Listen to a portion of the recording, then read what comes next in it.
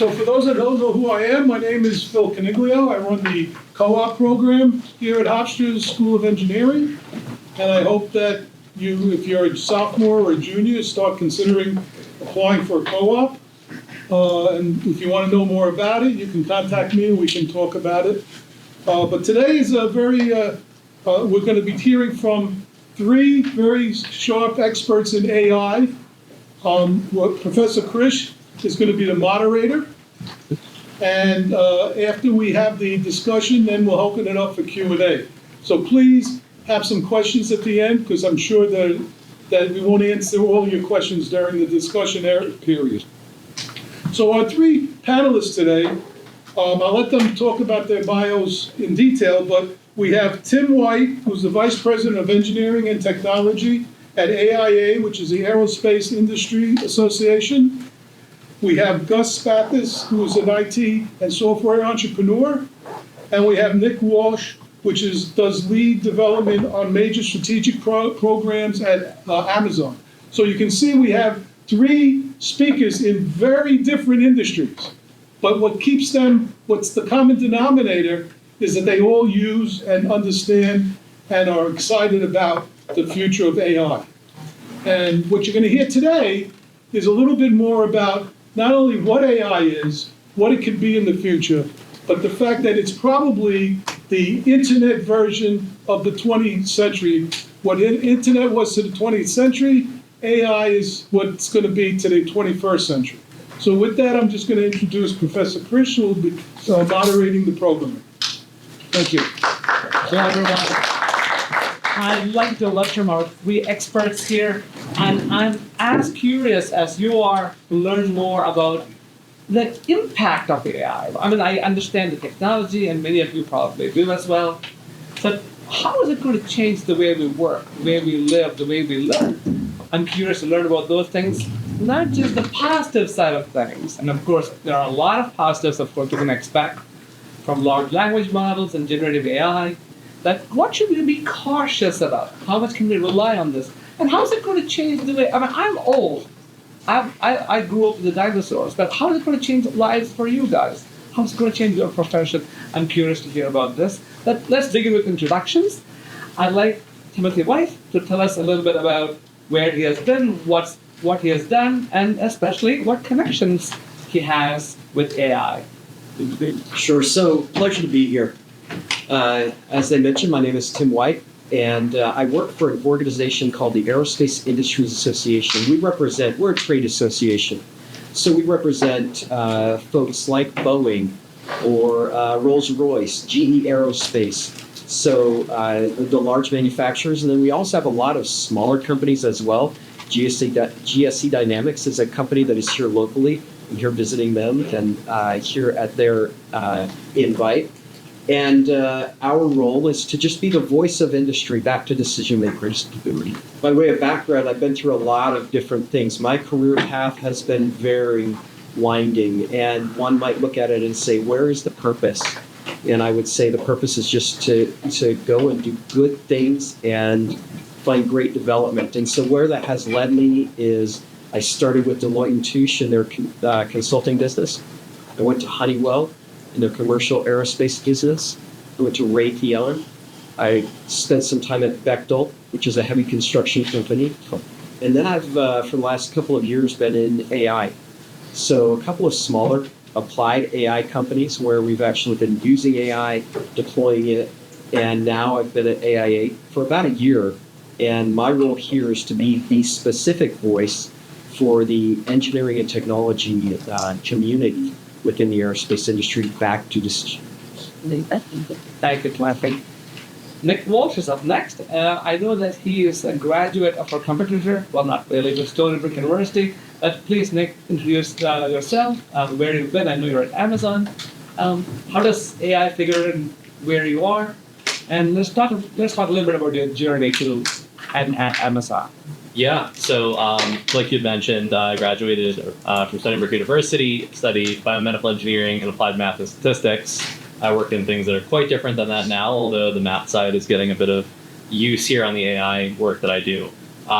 I work on a number of different strategic special projects at Amazon, but in short, it's everything from how we want to roll out with a product to market, how we want to talk about it, how we may demonstrate it, feedback on the product for how it can better suit our customers' needs, and sort of that ongoing flywheel. At Amazon, obviously, many people think of it as the retail side, the .com, where you go to buy your toilet paper and everything else. But on the Amazon Web Services side, this has fundamentally been a decade-plus long transformation of taking infrastructure and IT equipment from the data center that required years and thousands and millions of dollars to outlay to make that possible, to provide all of that enterprise-level technology to a student in a dorm room where you can spin up 1,000 servers, 100,000 servers with a single API call.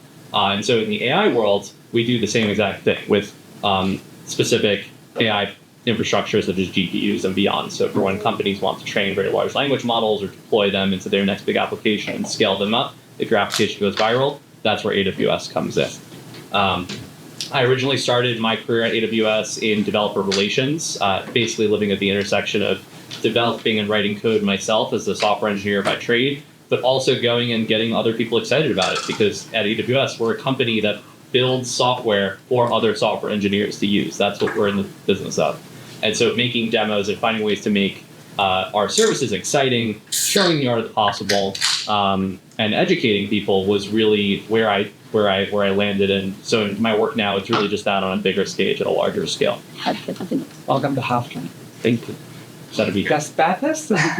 Hi everyone. So I'm a engineer most of my career. I started out in math and physics, and then a very beloved professor of mine sat me down as we had a talk, and he said, this computer thing is super interesting, really good at it, so you should explore that.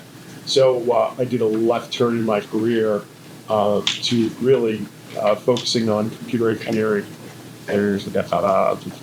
So since then, I had the distinct pleasure of being involved in many of the earlier waves of artificial intelligence. Some of the early work I had done, I touched expert systems, which were very, very popular towards the end of the 80s. And then in the 90s, there was a brief period where a class of approaches called evolutionary algorithms took hold, and I implemented a very interesting system around that, and then started doing a lot of work as the internet was emerging with various early startups in the space. Most interestingly is I led the internet broadcast of Deep Blue versus Kasparov, the second one where Deep Blue beat Kasparov, and that was an incredible experience. We got to work closely with the engineers on the Deep Blue team who interfaced directly with Deep Blue. I got to play against Deep Blue, and of course I lost. Probably the best anecdote is we got cursed out by Garry Kasparov after he lost. He came down and he cursed everyone out and said we cheated. So subsequent to that, I did a lot of work around in the early 2000s around what's called rule-based classifiers, which were very interesting at the time.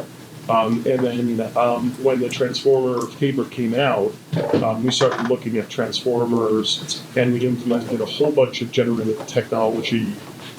We used OpenAI in the early days to its API back in 2018, 2019 to tackle some generative problems. And now I'm just really excited to all the new developments. Thank you for your introductions. It's been wonderful to have people with such varied experiences, but also with commonalities in the AI. So I'm happy to have you all here. I'm going to go through a few questions here, and I'll direct them at one of our panelists. But they're actually general questions that other panelists can jump in and add to, modify. And you must think about your thoughts about these questions and their responses as well. I'd rather you guys hold your questions until we get to the end of the panel, but if you can't really hold it, if there's something you need to speak up about, please go ahead and jump right in. And hopefully our panelists can address your specific questions as well. All right, so I'm going to start pretty much in clockwise order for me. with Tim White. Well, let's start with the basics. Well, we've heard about AI, generative AI. We also have exposure to other terms like machine learning and data science. But what is AI? What is machine learning? How are they similar? How is it from data science? If you could talk a little bit about those things. Sure. When I think about AI in general, everybody's looking at the generative stuff that is so popular today. But really, what it is it's pattern recognition. And so you feed in a bunch of data, and you get back kind of the model weights, which are predictive of here's what describes all of the data that went in, from which you can then derive here's the action that I would take. So the ability, as I think about the ability to feed things in and then get things out, that black box to me is really AI, and that really gets to, okay, that's great. How are you going to use it, right? Which I think really the precursor question is, but what do we want to do with this data out there? If I had an AI model, if I knew what this data represented, if I really understood all of those various weights in the model, what would I do with it? And so there's this approach that says we're going to begin with like an AI ML solution, and then we'll go find the problem.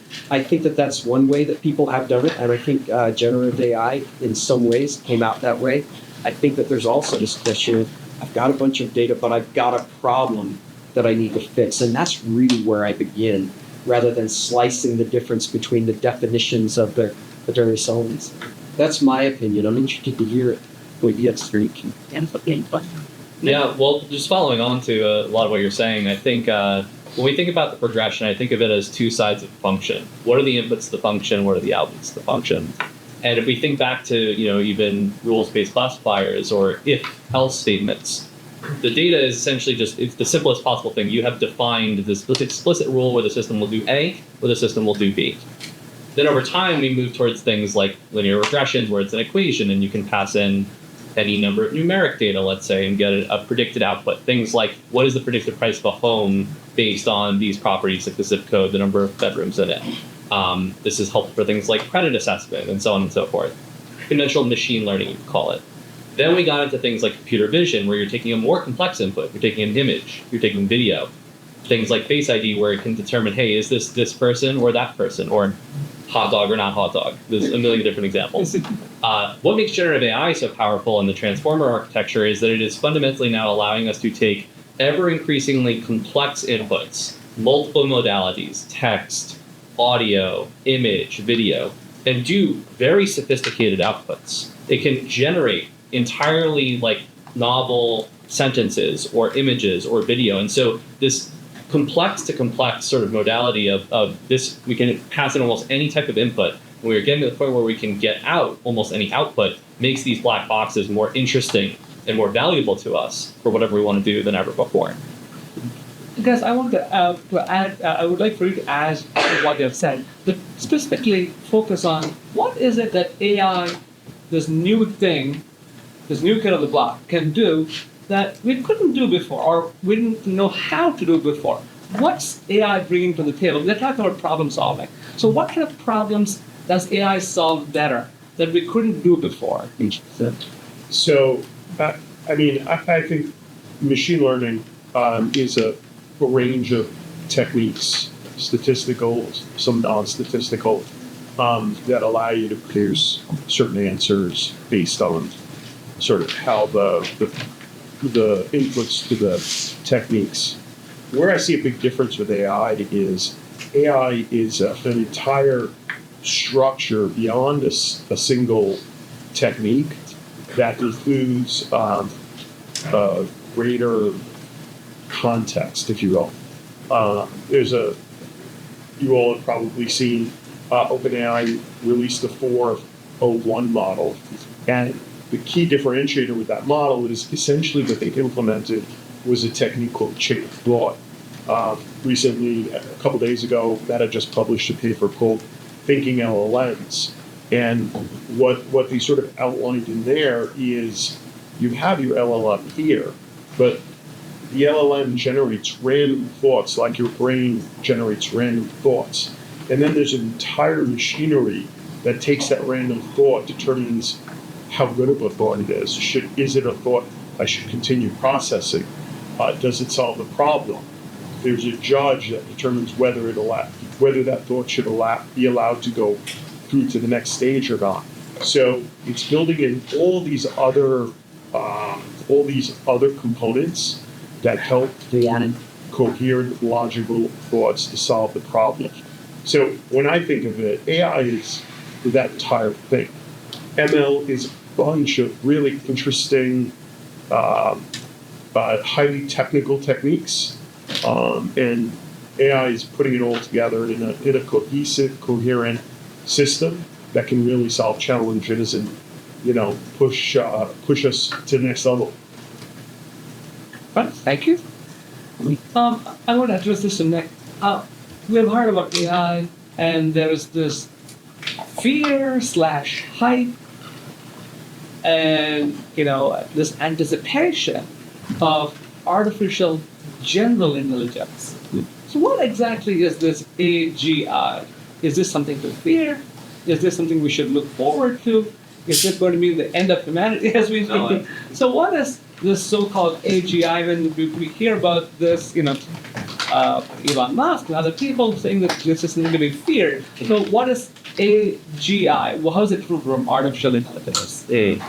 I think AGI, artificial general intelligence, is a few different things when you break it down. The first of which is capability. Given a set of inputs, can it, similar to a human, be able to have similarly complex and similar sets of outputs, essentially, that are arguably indistinguishable from a human? So that's one, capability. I think the second, and this often comes into the Terminator scenario, I like to call it, is agency. What is the ability of that system to act and perform things that enacts on the world around it?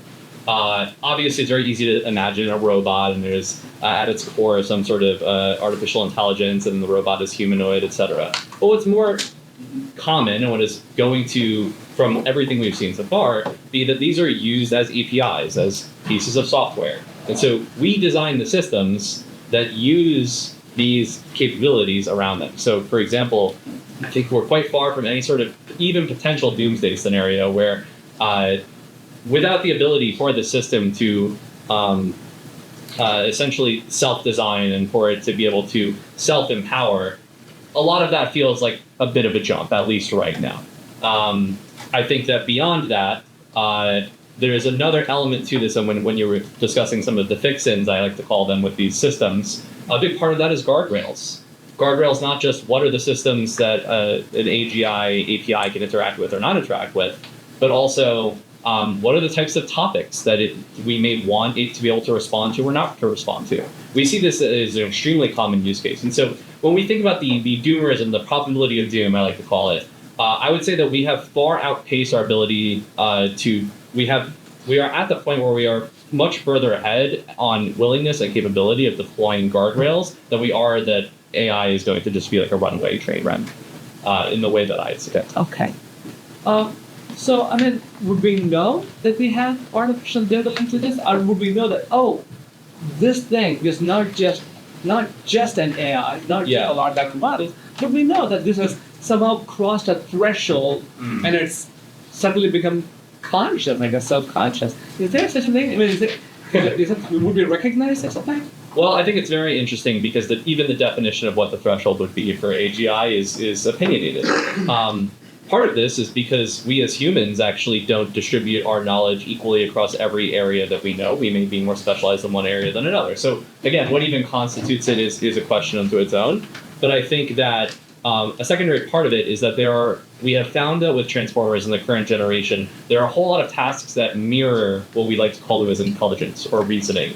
That it turns out with certain architectures, like transformer architecture, with a sufficiently large amount of information, internet scale data, and enough compute to be able to train over that data, you can develop systems that seem intelligent, that seem like they're capable of reasoning, that seem like they're performing complex thoughts, but simply as a virtue of scale, they're what people refer to as stochastic parrots. The ability to statistically, over enough sample sizes, over enough sets of inputs, they will be able to arrive at that answer that seems like in our own heads like we are performing thoughts, but functionally becomes something that you can trace back statistically as to how it arrives at that answer, word by word by word. And the reason why I think this is really important is because when you look at the edge cases for how they fail in ways that as a human you would never think, right? Like an LLM is notoriously bad at telling you how many R's are in the word strawberry. Now, for anyone that has learned how to speak, an elementary school level education, you can easily answer that question. But the LLM that can equally tell you what the recipe is for chocolate cake also can't tell you what the number of R's are in a sentence. And it fundamentally comes down to how they operate. Yeah. Very interesting. So it's basically an alien way of thinking. It's not like the humans think, it's an entirely different way of thinking. I think so. And I think even the idea of thinking and sentience and intelligence, I think it's when you really start to look at what is the life of a request, right, to an LLM, when you put an input, if you really start to decompose how that flows through the neural network, it starts to become a lot more clear that, this is, yes, from the outside, it looks like a black box. But when you look at it, it makes a whole lot more sense. It really just is a whole lot of math. And that's not to say that there aren't new architectures and new emerging capabilities we may not see in the future, but as of right now, I feel like we have a pretty good grasp on how a lot of these things work. Gus, there's talk of, and this relates to what Nick spoke about, is these guardrails and getting them to conform to what we think is safe. And there's this talk of AI alignment, the idea that we want these systems to not just run wild and do whatever they want to. How big of a deal is this? What is alignment first? And is this something that should concern us as consumers of this technology? Or is this just some people talking philosophically? What is AI alignment? What should we care about? So that's a great question. I think you'll hear a lot more about AI alignment. I think it's probably going to be one of the top areas of research in AI. The concept is, do you really want to, you have this essentially this brain that's super smart, and you want someone to go to it and say, how can I build a nuclear bomb, or how can I create a deadly virus? You don't want the AI to answer that question, and it can answer it very easily. And so all the work around creating guardrails is critically important. A lot of that bleeds over into cultural issues and political issues. I'm sure you're all familiar with the various news reports about the different approaches the different companies are taking. So incredibly important, and a very active area of research. So, all right. So let's move away from these generalities about what AI is and where it's headed, and let's talk concretely about how it's going to impact our students. And again, I'm planning perhaps go walk this back from the opposite order. I'll start with you guys again. I mean, there are from Microsoft, there's GitHub's Copilot, and then from Amazon, there's the Code Whisperer, and these are technologies. They are not just abstract technologies, they exist today that our students and professionals can use to become better coders, perhaps, or productive coders. So, in terms of practical use to computer scientists and to engineers, what can these tools do for us today? And potentially, where might this be headed in terms of impacting how these future programmers actually interact with the process of coding, software design, solution design? How are these new tools today impacting professionals of today, and how might it impact our professionals of tomorrow?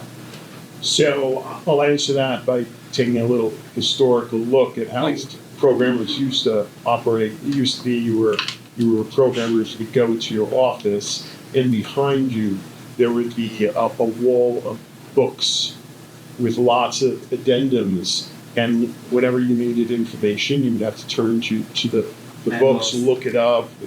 You would have to read it and then write it out because hopefully you understood it.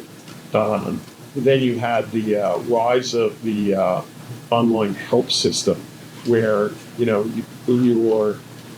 your computer you would have installed with CDs the manuals to the system calls for the APIs and all that stuff that you use that.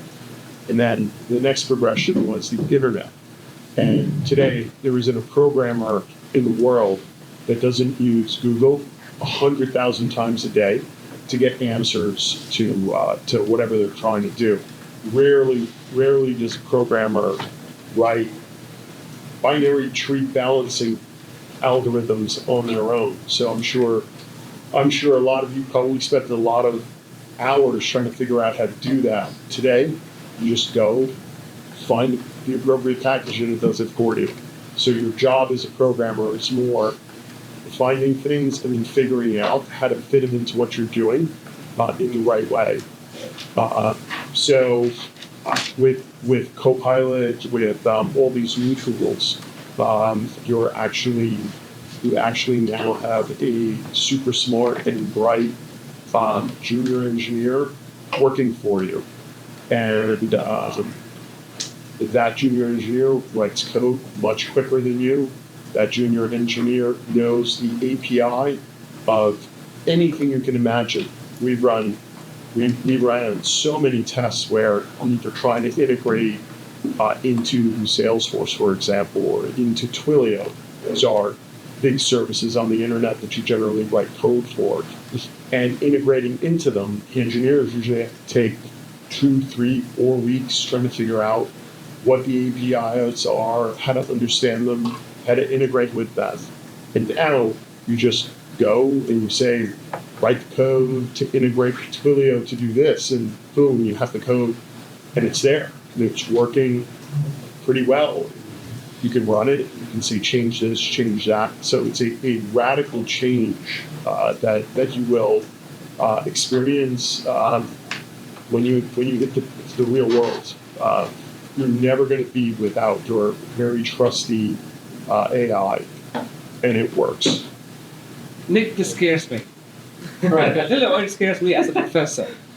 Well, I'm afraid that my students are going to say, I don't have to listen to you. I don't have to listen to you in class. I'm just going to talk to ChatGPT, and it's going to give me the answer as a computer programmer. I'll take what it gives me, plug it into what I need to do. I don't have to learn anything from you. Essentially, is my fear well-founded, or do I still have a role to play as a professor? I think you're safe, for now, at least. I think I'm up for 13 more years. I'll retire then. counting every. I think the fundamentals never stop mattering.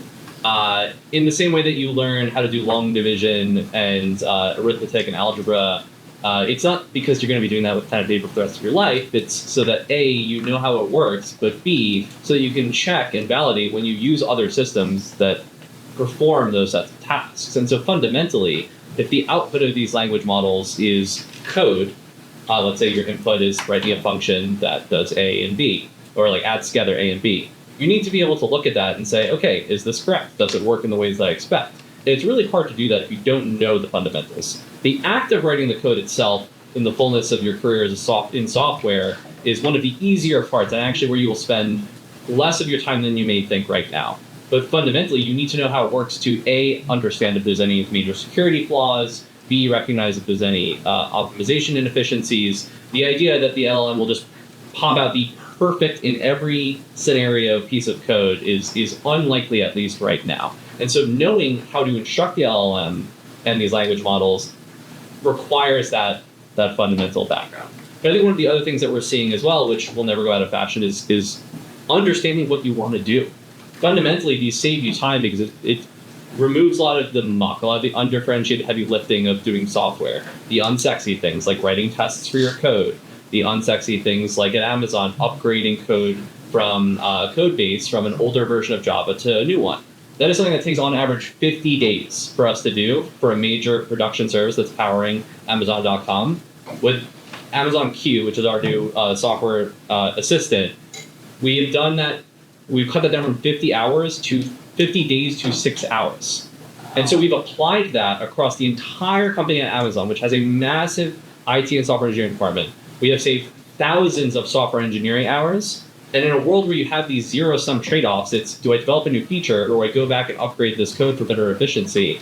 We have to deal with that, and oftentimes we will say, okay, well, it's not enough of a benefit. Now we can do both. We are reclaiming our time to be able to not have to have one or the other. So it's where we're very excited about it. It's not that we never knew how to upgrade the code. It's just some things take a lot of time, and we have a lot of things we want to spend our time on. Timothy, I want to move our focus away from software development and talk much more about the engineering aspects of things, like as in mechanical engineering, electrical engineering. And even though the focus of much of this has been on the software side of things, I think that's an easy thing to do. How much impact, if any, does AI have in the engineering problem-solving process? In civil engineering and in aerospace engineering, does it have a role to play? I mean, there are critical things there where small failures can cascade into big problems. Would you allow the risk that AI brings into the development process? Yeah, I love that word risk. Good. So, Because that's what we fundamentally operate in, right? So who in here flies? I'm flying back home to Northern Virginia this evening. And as I fly on that plane, I am counting on the fact that whoever designed it knew what they were doing, whoever wrote that code. And there are tons of lines of code inside those boxes, inside the airplane. I'm counting on the fact that they knew what they were doing as they were writing it. So do you. And that's part of the reason why we have one of the safest aerospace systems in the world, if not the safest. So the question of risk is really all about, okay, I can go and apply these things like generative design in a mechanical context. I can do AI layout of circuit boards. There's all kinds of stuff, but at the end of the day, why I am hiring engineers is because they understand what the output is and what the implications are and how that aligns to requirements. So when you think about risk, as we think about risk as an industry, we generally look at AI and say there's three broad categories of implementation. One is what's called the back office. So you think about things like billing, receiving, supply chain, all of those things that happen to run the business. That's a generally low-risk implementation of AI. Then you get into generative design, and that may be generative design of code, of electrical circuits, of mechanical things. That is a moderate risk because, again, you've got to apply your knowledge on what's going on, what the output is. And then the third level is customer-delivered integrated AI solutions. So that's where you get into something, and now it's flying the plane, and or it's the air traffic control system. It is life-critical stuff, very high risk. So what I would say is, just because it's high risk doesn't mean that we're not going to do it. What it does mean is that somebody out there, the person who's implementing it, is going to go and do testing like crazy. They're going to characterize it. They're going to understand very clearly, given inputs, what are the outputs? We're going to minimize to the extent possible the stochastic nature of the output there. I want it as characterized as possible. Now, having said that, though, you do that today.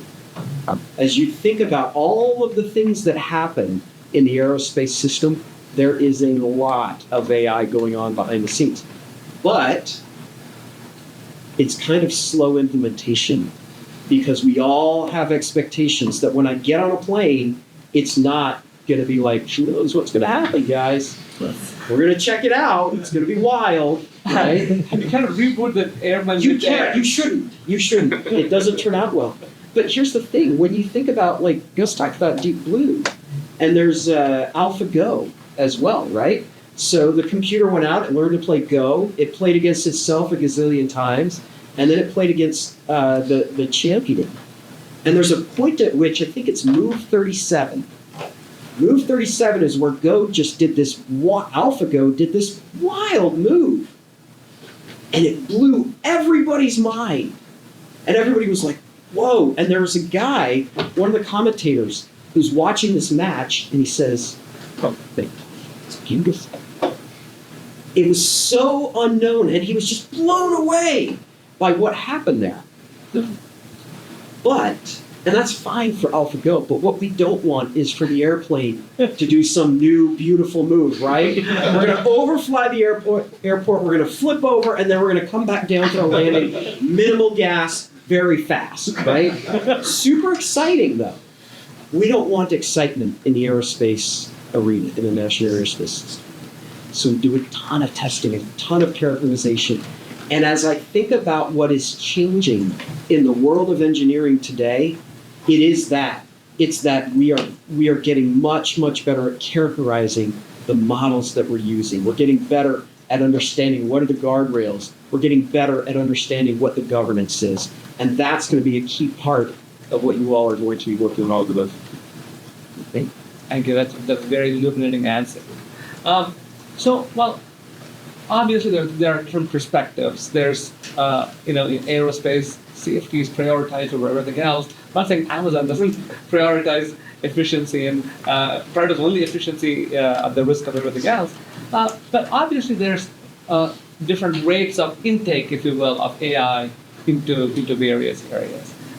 So perhaps we can talk a little bit about that. So which domains, and not just talking about engineering and software domains, but professional domains, perhaps in the legal domain, the domain of teaching, the medical domain, and even though these are not particular areas of expertise for you, I'm sure you've had opportunity to reflect on these things. Perhaps all three of you could take turns talking about where you think AI might have the biggest impact in the way things are run, where our students may be able to make a big impact. Should they think about AI applications in the law or AI applications in some specific area? If you would like to take turns talking about where is AI going to completely alter things and where perhaps it's going to have less of an impact, in any order. Yeah, I really like the characterization you've had around the back office, the product generation, front office sort of dichotomy, because I think people both underestimate and overestimate the ability of generative AI simultaneously. And I think that over the long term, we'll see that it'll be even more impactful than we think. But in the short term, it can be so hyped that anything short of transformation feels unimpressive. But when we think about scenarios where how we spend our time and our work, regardless of whether you're in legal profession, finance, tech sector, there are a set of tasks that almost any of us perform that are just, again, take a lot of time or undifferentiated effort. Things like document summarization. I have to read this very long paper, but my unique knowledge in this area helps me understand it and summarize it in a specific way that's meaningful to me. Lawyers have that problem, finance folks have that problem, and so on and so forth. Everyone has that problem. And even if you could save 40, 50, 60, 80% of your time of reading that thing, if that's hours a day, hours a week, and you can snap your fingers and have that be condensed to something that is near immediate, that changes what you can do in a day. A few hours a day is a whole lot of a percent of your working time. And so, again, it may seem unsexy, but it's something that will immediately and has been immediately catching on. Something that's actually quite unintuitive is that when we think about industries that will adopt, you can think of startups as being the disruptors that are fast adopting for new technologies, and that is often the case. But something we've seen at AWS, where we have customers globally from Fortune 500s to startups, is that a lot of the work that's been done on data governance and logging and tagging and collecting of these massive pools of data have made some large enterprises some of the earliest adopters of generative AI because of that value. If you're saving a few hours or automatically being able to tag a document, and you have millions of documents from years and years and years, the value that provides to your organization is immense. A small amount multiplied by a large numerator becomes really valuable. So yes, the unsexy things will and are happening at scale. I think the other side of it is industries like media and entertainment. Who's seen the movie Everything Everywhere All at Once? A good number of people. And even if you haven't, you've probably seen these like really fast cuts, these really fast takes. In the movie industry, it takes forever to either start CGI from scratch or to go and travel to a location, set up the film crew, get that shot, and then move on to the next. A movie like that would have never been possible without generative AI. They actually use generative AI on a system called Runway ML, which allows for video generation, to get these shots that otherwise they would have to travel to a cliff in a remote part of the world to get.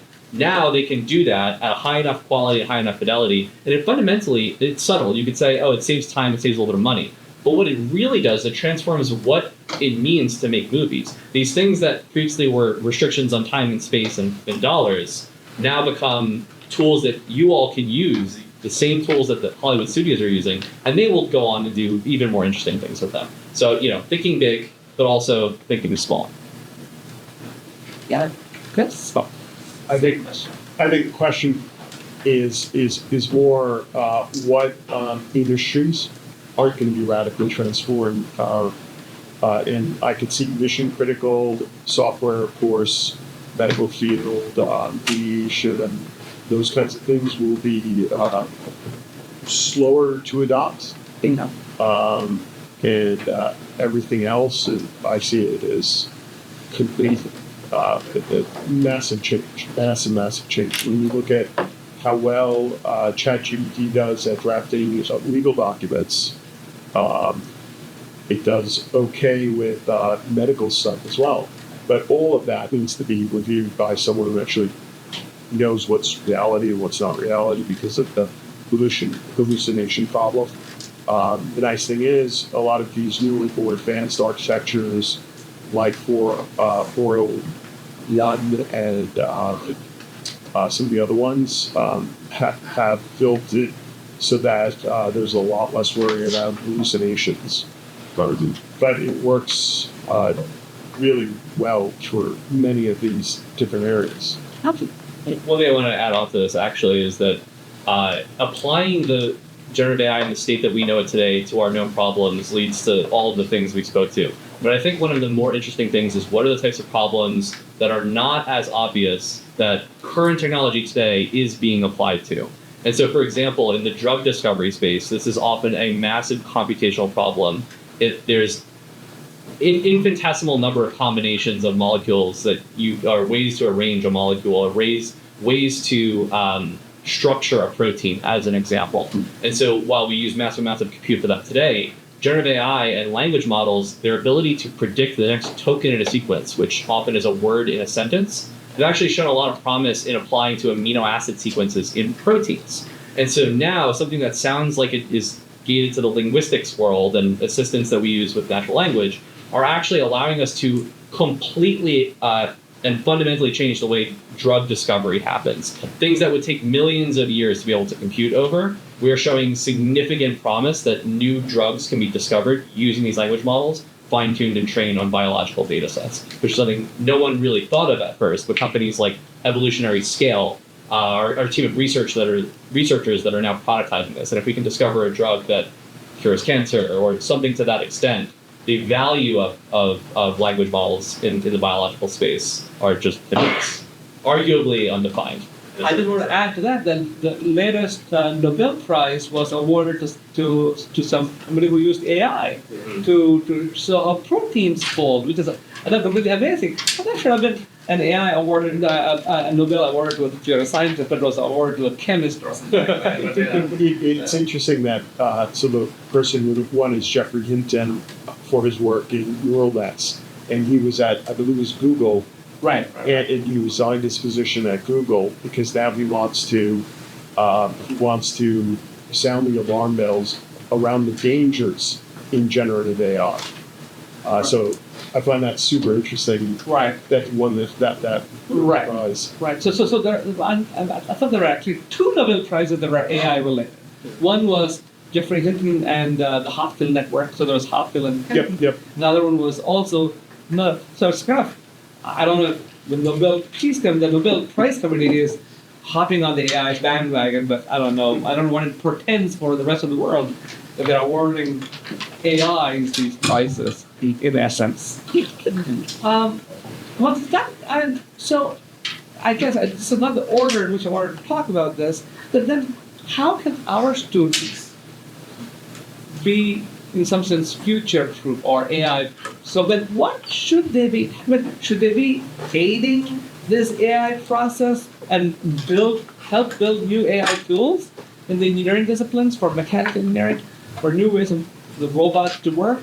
Or should they be thinking, they don't have to be one or the other, but should they be thinking about how they can apply their specific skills that won't be taken over, or at least a big part of it being wiped out by these up-and-coming AI technologies. So Timothy, I mean, so what should our mechanical engineers be thinking about today? Or is it doesn't concern them at all? Yeah, no, who cares? No, there's a reality. This is the new, this is the environment in which you're going to operate. So my recommendation to people is as follows. Number one, you should absolutely be leaning in. It doesn't mean you have to use everything that is presented to you, but you should be aware of it, and there's going to be a lot of stuff that you're going to want to use. When I was a young mechanical engineering student, I learned to draw on a table with vellum and a pen. Nobody does that anymore. Good. Super inefficient. You don't need to do it anymore. The reality is, if you're going to design today, you better be able to do generative design. Understand how it is and how it works. The second thing, though, that I recommend is do not assume that the AI is going to solve your problems for you. You need to have deep technical knowledge. That is why you get employed. Because you're going to be able to use the AI and say, is the output valid? Does it meet the requirements? Does it align with what I would expect to see? So you dive in and understand very deeply whatever the discipline is, whether that is mechanical engineering in subsea applications for oil extraction. Get deep in it.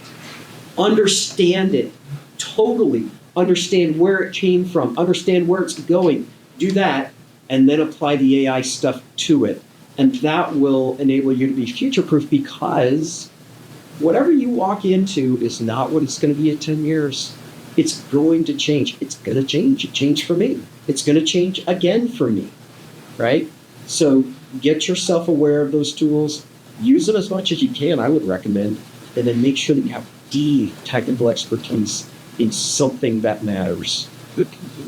I think that's a great answer. So I mean, so just invest more of your time in your actual discipline and be an expert, and basically be irreplaceable by a machine. The machine can do the chat, the top level easy stuff. That's But right. the deep level stuff, you'd be the expert. You'd be the one who truly understands if it makes sense. That's right. So are there then, Tim, you or maybe Nick can speak to it, any of us can speak to it. Are there specific tools? I mean, there's ChatGPT, everybody knows what it's being chat, everybody has heard about it. Are there specific tools in engineering that AI tools that our engineers should be aware of? When we do hear about these generative models, the LLMs, but are there other things that they should be aware of? Other things that they should be looking out to pick up when they're undergraduate students? So the answer is yes. And if you look at any of if you're in mechanical area, all of the packages that I'm aware of are now moving into generative design, generative analysis. If you're in board layout, that's happening too, right? And the what I would recommend, there's a bunch of newsletters out there that come out literally every day. And like TLDR.ai, that's a great one. And every day it includes a whole bunch of like 10. Here's 10 new tools that you may want to be interested in. Go read about them. You're not going to use 99.9% of them, but that one could change your career. That's happening every day. So it's good to actually be TLDR, Yep. perhaps others along the same lines. Now, Nick, there are various, I mean, of course, these days, generators are the big thing. Are there other AI tools that are prevalent? And Gus has spoken about evolutionary algorithms. Are transformers the way of the future? Large language models the way of the future? And should you really care about the technical details? If you're going to be a user of the AI, should you just think of it as a black box that does what you need done? Or is there room for our students to actually consider the various types of AI? There's a lot. There's so many questions within that question. I think I'll go a little bit in snake order in reverse. The first of which is the reason why you need the value of knowing what happens to the black box, to what we've said multiple times now, is that fundamentally, as an employee in industry, you are tasked with owning the set of requirements and what you are delivering. And so if you don't have enough expertise to understand what's going on in the black box, you may not, A, be able to properly validate its results, but B, you may not be able to use it as effectively as you would be able to. So again, don't abstract intellectual ownership to it. Instead, abstract the heavy lifting and monotonous tasks that take you a lot of time. That's where you get your best bang for your buck. Insofar as what is the value of keeping up with every single one of the architectures or implementation details, I would say that at Amazon we have this now fabled API mandate. And so for anyone in software developing, you know what an API is. It's a structured contract for how your system will interact with another and how you will write code for and against it. It's essentially a documented promise of the format. And so we've actually organized our entire company in this way. We have these small, nimble teams where instead of having to get everyone together to think about how you are going to work on something, you just know the abstraction. And so if you're thinking of building the next big application using LLMs, you just need to understand what are the API contracts? What can it accept as inputs? What can it accept as outputs? And as the space changes, what it can accept as inputs and outputs will change. But you don't need to understand soup to nuts at every point what the architecture is and how it works. What I would also say is that there's just so many different areas you can dive into depending on what you're interested in. So there's an entirely new class of infrastructure, physical metal problems of building the infrastructure that will train and operate these models at scale. There's a whole lot of work you can do there. There's a whole lot of work on the science side of developing the next transformer architecture, or what looks to be beyond that. There are lots of pros and cons to the transformer architecture, like hallucinations is one of the cons. And then beyond that, there's using them, again, as APIs from some of these providers like Anthropic, Claude, as well as OpenAI, to be able to build your own applications where you don't need to know as much about that. But fundamentally, I think that none of this is new. It's in the same way that when you write applications in Python, you don't necessarily need to know the machine code that is running under the hood. However, it does help you understand why this line of code is inefficient and this other line of code for achieving the same thing is not, and there are implications there. So fundamentals will never go out of style, but it's mostly about focusing your effort, right? If you try to learn everything to the maximal level of depth, you'll drive yourself crazy. Nobody can do that. So just understanding where your effort is best focused based on what you want to achieve is the best path forward. Great. Gus, I want to ask you something that's, I think, the hardest question in many ways. The sense that outside of our professional lives, where is AI going to make an impact? I mean, the internet's made an impact, big impact, and that's something Phil mentioned that's project sensory technology. Can you crystal ball this for us and say your life is personally going to be impacted this way, or is it just going to pervade and it's going to be like the air we breathe and it's not something that you're going to be thinking about all the time? And this is a hard question, I understand. So I think it's going to pervade every aspect of our lives. The phones, of course, are the obvious place where everyone's going to have access to essentially an LLM that knows everything about everything. And it's going to be able to describe it to you in ways that make sense to you, make you, in essence, have superhuman intelligence. But there are other aspects where I think it provides some real value. For example, a friend of mine, he was leading many of the generative AI efforts for Microsoft. In his part-time, he built an application for his daughter, and he would go to Amazon Alexa, and he built a plugin, and he would say, the daughter would say, "Tell me a story about cats flying to Mars, where there are unicorns," and he would literally create a bedtime story and speak it to her while she was falling asleep.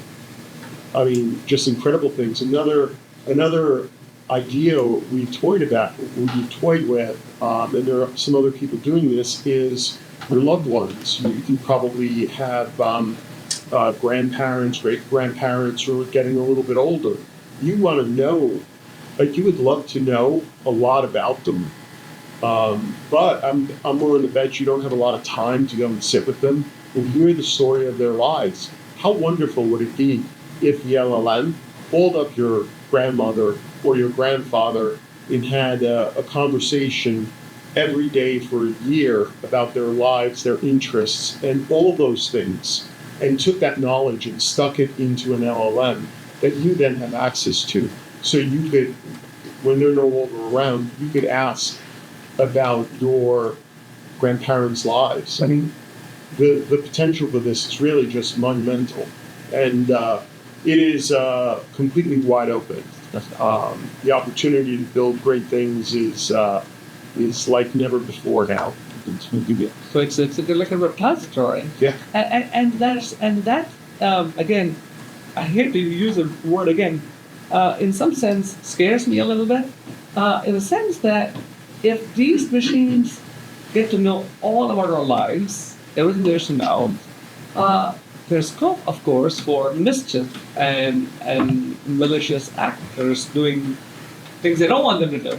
So I mean, and of course, the more powerful the tool, the more someone needs to be in control of it. And this is where I guess government regulation and laws and policies need to come into play. Timothy, what's part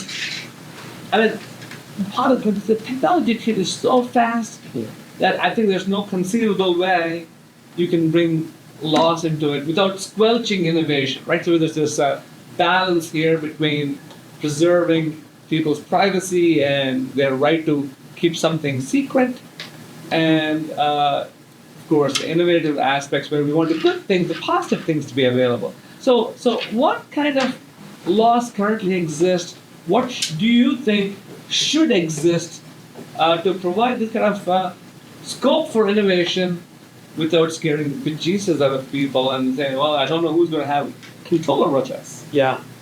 So that is the $1 trillion question in Washington, D.C. right now. And I'm going to tell you that when you look at what's going on in the regulatory space right now, it is very much a patchwork. So New York City has laws on the books relating to AI and the way that you can handle personal information of applicants. New York State has laws on the books. Other states, California has a bunch, Texas has some. The U.S. has some very limited stuff. The European Union has the AI Act out there. And it's a problem. And the reason that it is a problem is because everybody is looking at regulating a little bit differently. So that is a challenge for a lot of the any organization trying to use AI in today's internet-connected world. Where do I think it goes? I've been surprised that there has not yet been legislation on deepfakes related to elections. I would have bet that would have been an issue that they would have at least done something on so far, but they haven't at the U.S. level. Okay. Where it goes, I think is totally up for grabs. I don't know, and the reason for that is that they are trying to balance, to your point, if I regulate it, regulation by its nature creates guardrails, which creates slows, limits things. And I think that very much we're looking at it as saying the next world order, the next power, comes at least in part through the way that you deploy AI. And so lawmakers are both, on the one hand, I will tell you, if you listen to Senator Warner, he's very clear that he feels that the way that the regulation comes down on social media companies, which is to say that they are content aggregators, but they don't necessarily own the content as a liability issue, he feels like that is inappropriate. He wants to go and regulate AI, is what I've heard him say. But the devil is in those details, because we want to be on the forefront. We want to be on the leading edge. On the other hand, we want to mitigate harm. And what I do think is that it really says that we as consumers need to be more informed. We need to own our own data. We need to be more explicit about what I allow a given company to collect on me to use and how they use it, how long they live for. Right. There's about 10, 15 minutes left. All right. So I'll just Make sure we open it up for questions. I think I really first want to thank all three of you for what has been very illuminating for me, and I hope for our audience as well. I think it's a great time to open it up for questions.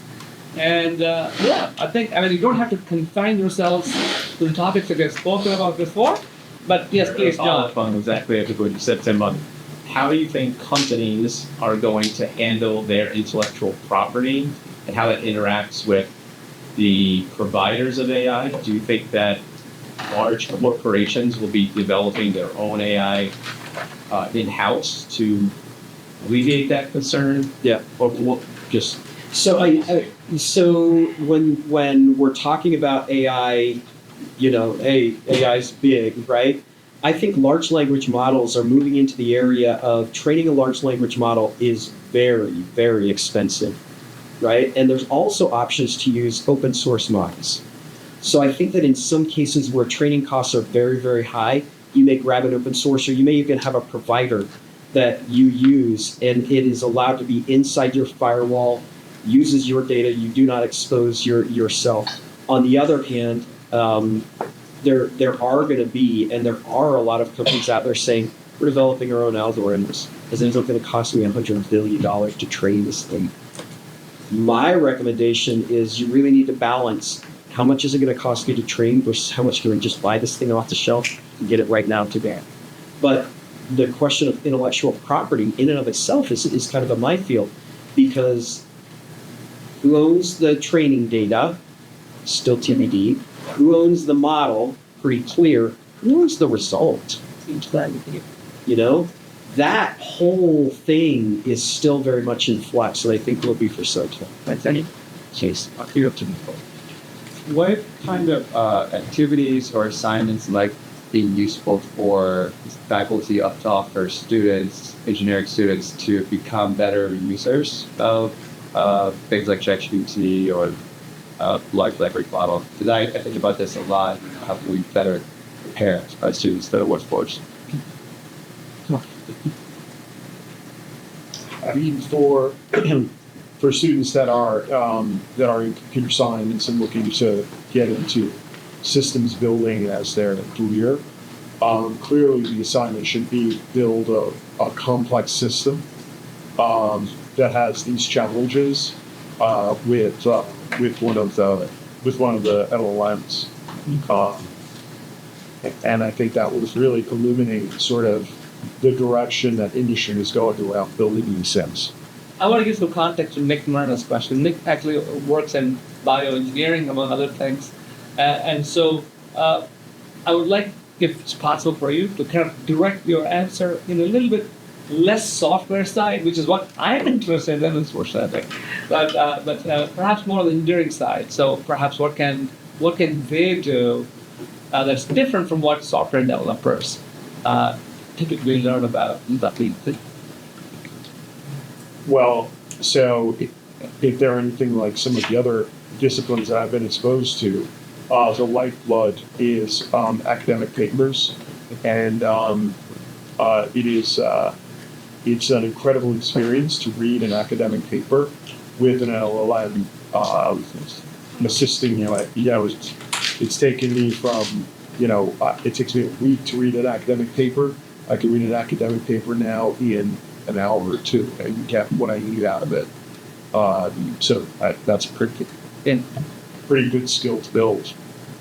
I think one thing that I agree. I think another thing that we just don't have a playbook for yet is what the right balance looks like for using these tools, but we also know that they're imperfect. And so I think at this stage of the game, exercises that embrace and allow the use of it, but acknowledge the imperfections are probably one of the best things to do. So in the case of a paper reading exercise, finding ways to say, what were the inputs, what was the chat log that you explored with the model? You asked for a summary. Pointed follow-up questions like, what were key details that the model may have missed that are in the paper? It encourages the student to still read it, to still go back and validate the results it had. And ultimately in their work going forward, that builds the habit for them to be able to go and identify those things. while also simultaneously saving them time by learning by using. And so I think anything that allows you to engage in that sort of way really helps both like the student, but then also the institution to be able to find the way that allows these to fit in effectively. Because again, I think there's no putting the toothpaste back in the tube. There's so much value, and it's just a matter of how we can help people use it effectively. That question on this side from a student. Yes, so I have a question. Do you think AI will be used as propaganda? Because if you think about it, there will come a point in time that AI will sort of be our main source of information. So do you think that AI is going to be distorted? Or I just want to make sure. I would say it already is. Yeah. Yeah, I would say it already is being used that way. I think our information literacy, being able to know and trust sources, being able to dissect what is right from what is wrong, just as a skill, will become more important than ever. And I think that generative AI simply makes it easier to create content in whatever capacity you want it to be, propaganda as one of them, right? And so it's just going to take us as people collectively to come to a better understanding and be not necessarily more skeptical, but just more aware of what these tools can do as the first line of defense to recognizing when they're used in malicious ways. If you want to go sell something on Amazon, there are services out there that will create a 5-star rating for it. They're using AI, right? Everybody is looking at it and saying, how can I use it to get ahead? And that may be by dividing us as humans, right? It may be by creating propaganda, whatever it is, already out there. Kamara. My question is Daniel about based on this question. I would ask how do you combat the AI discrimination and for example when you were talking about the looking at a zip code depending on how much houses were I know that translated even your resume if they scan it for your address and then they look at your zip code how would you say that those are being combated or working with? That's a great question. I think it's really good. I meant to ask about, but this ethical use of AI, and then it's easy to slide into the unethical side. So what can we do about AI being used ethically? But I think there's two sides to the situation. There's one side is the designing of the machine learning systems themselves. In your example, the types of training data that you use may inherently be biased. If you're planning to use a system in a certain way, is the data that you're acquiring a fair representation of the people, of the group, of the things that you're trying to model the behavior of? And so a lot of ways, often unintentionally, the data may be biased that essentially spoils the results of the output. So we see this with computer vision. Different color skin tones may work to different effects and have wildly different outcomes. That's something where a better, less biased data set or more representative data set will help improve the use case. But on the other side of it is how these systems will be used. So to the effect of predicting the price of a house, that's one thing that may be a low to moderate risk, right? You're just trying to understand, hey, what could the price be in a certain area? Other things like automating applicant success rate or probability or inferring that, well, the blast radius is quite a lot larger, right? You're automating a system that will essentially be judge, jury, and executioner of whether someone will move on in a process. And so I think that similar to the propaganda question, we as a society and every country will have different answers. What are permitted use cases for automation? Full stop, period. And those answers will change over time based on effectiveness, based on the guardrails we can have, based on levels of introspection.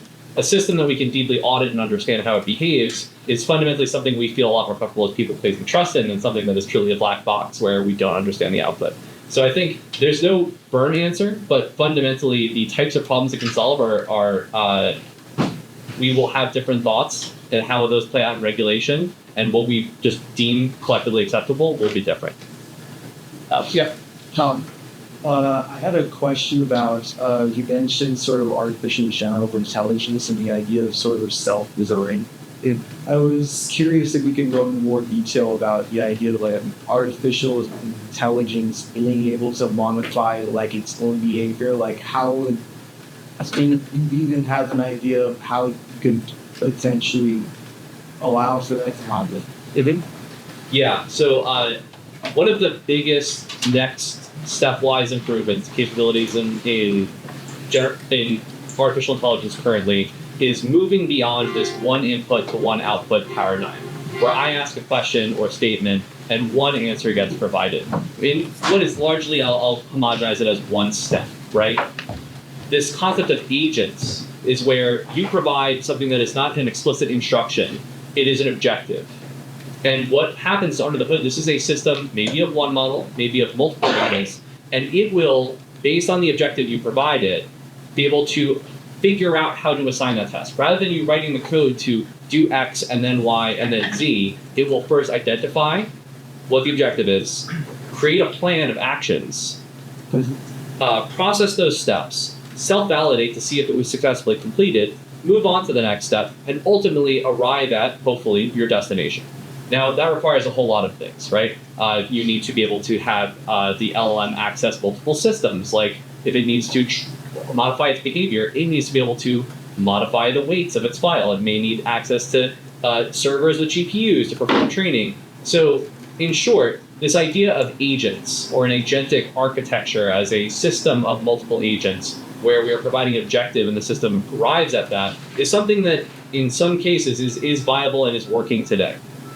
Things like book a vacation for me. It knows all of my preferences. It will go, it can call the airline API, book that ticket, book my hotel for me, sure. But in scenarios where we're talking about machine learning models, training machine learning models, there's a very particular set of APIs they would need to be provided access to. And I think that while that is very much still forward-looking, I think that from a theory perspective, it's not necessarily something that's far off. Ted, two questions, pick one. John. In reference to his question, when you address the problem of technical debt, that's one. And the other question is related to an article in the New York Times on the 11th of this month, where Nevada outsourced the determination of which at-risk students needed help, so that before they used the model, they had 270,000 students, and after, only 65. So about 200,000 students were cut from the at-risk program. Choose one. You're thinking too. Can you talk to this one?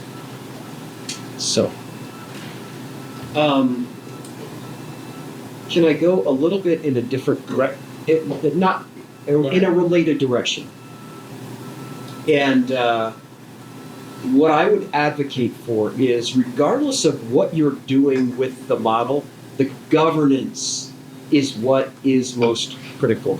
So if you are the state of Nevada and you're going to go and contract with somebody to knock off, out of your program, effectively 200,000 people, the questions around what is the policy, what are we allowing to do here, what is the training data, how are you training the model, does the model fit what we're going to do, how are we going to communicate it, how are we going to train people to use it, all of that process, I think, is, as we talk about reducing the potential for harm to us, that's where we need to be focused. And that's where, just for transparency as an association, we are going, is looking at how do we make sure that governance of AI is well defined, so that as you fly, that you would look at it and say, they know what they're doing.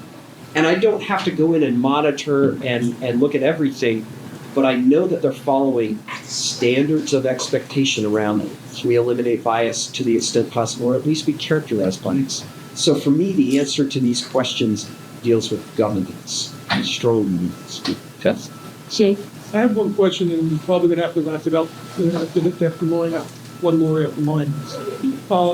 If a student is doing a term paper or writing a book or an essay, and they take information from someone else, they have to put footnotes to give them credit.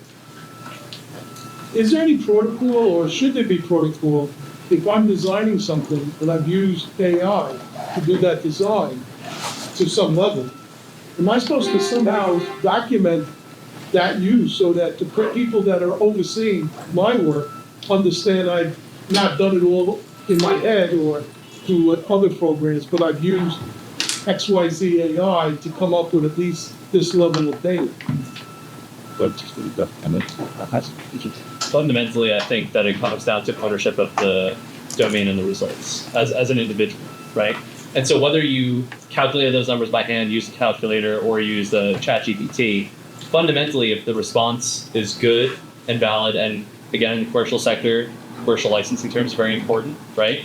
If you're using work that's generated by AI and you do not have commercial license to use that work, that is a do not pass go, do not start, non-start. If you are doing that at work without, letting your boss know, or you just don't know yourself, you're opening your company up to liability. And so fundamentally, I skew the other way, where I think AI is a tool. And like any tool, it should be used responsibly, and it is the onus of the person that is using it to understand the terms of engagement, to understand where it may be right or where it may be wrong. If you're offloading intellectual ownership of the domain and the answers, and your boss says, why is this answer wrong? The answer is not wrong because fundamentally the AI was wrong. The answer was wrong because you put the wrong answer in front of them. And so that's where, again, making sure you understand the domain so that you're not outsourcing it to that. It can help you move quicker, but at the end of the day, it's your responsibility, is the way I see it. Can I ask a quick question? Can the panel just reassure the students here that there is a future in computer science and that there is for software development? Because I think we're getting a little bit of an oversell here. This technology is obviously in a very embryonic state. I don't think anybody believes that transformers are the ultimate answer. They may be an important component, but they need to be controlled and they need to be better understood. I don't want the students to leave here thinking that there's no future for doing software development, or that it's okay to rely on systems generating massive amounts of software in which we don't even understand. And the other thing is testing software is very difficult. So building systems that autonomously, and this has been tried before, code generators have been around for the last 50 or 60 years. There are always limitations to these techniques, and this is like the diesel engine. When the diesel engine came out, we were told it's going to replace all forms of internal combustion engines. And when I go to mow my grass, I don't have a diesel engine there. If I get on my motorcycle, there's no diesel engine there. Technology usually finds its place in the world. It's like water, it seeks its own level. So I would like for you to each individually just reassure the students, to the extent that you're willing to do so, that there's a great future for the field that they're in, and that they should be looking forward to this with great optimism, and this is going to set them on a great adventure. Yeah, I'll talk to an example from our company. The efficiency gains that we've seen from tools like Amazon Q to write tests or to be able to upgrade code versions does not decrease our demand for software engineers. Why is that?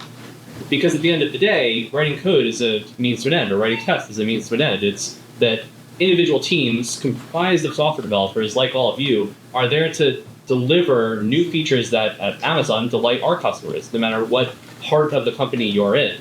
And so your critical ability to think and reason about the domain, understand your customer, hypothesize what potential features may be there, implement the entire people side of software delivery and maintenance over the long run is extremely important as well, and something that I know often isn't the operation side of managing large systems.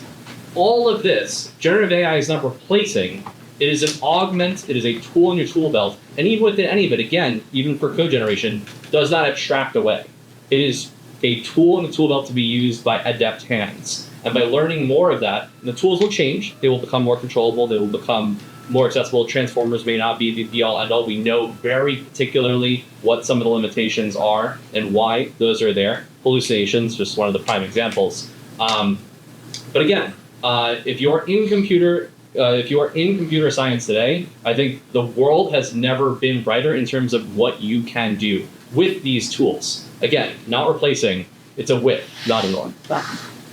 I'll make it personal. My daughter is at a university studying computer science, and I am absolutely telling her, full steam ahead. There will be a job at the end of this. So I'm putting my money where my mouth is, because there's a lot of good that will come of it. I think at the end of the day, these tools really, what they sort of, they set us up for an explosion of innovation, but that requires engineers to take control of these tools, to build bigger systems faster, higher quality, quicker. And so, if anything, the need for software engineers, for programmers, is even greater than it was prior to generative AI. You're going to be interfacing at a higher level in the stack, and you're going to be enjoying it a lot more than, spending nights and weekends debugging low-level code. I think it's a good place to end. I'd like to thank the panelists.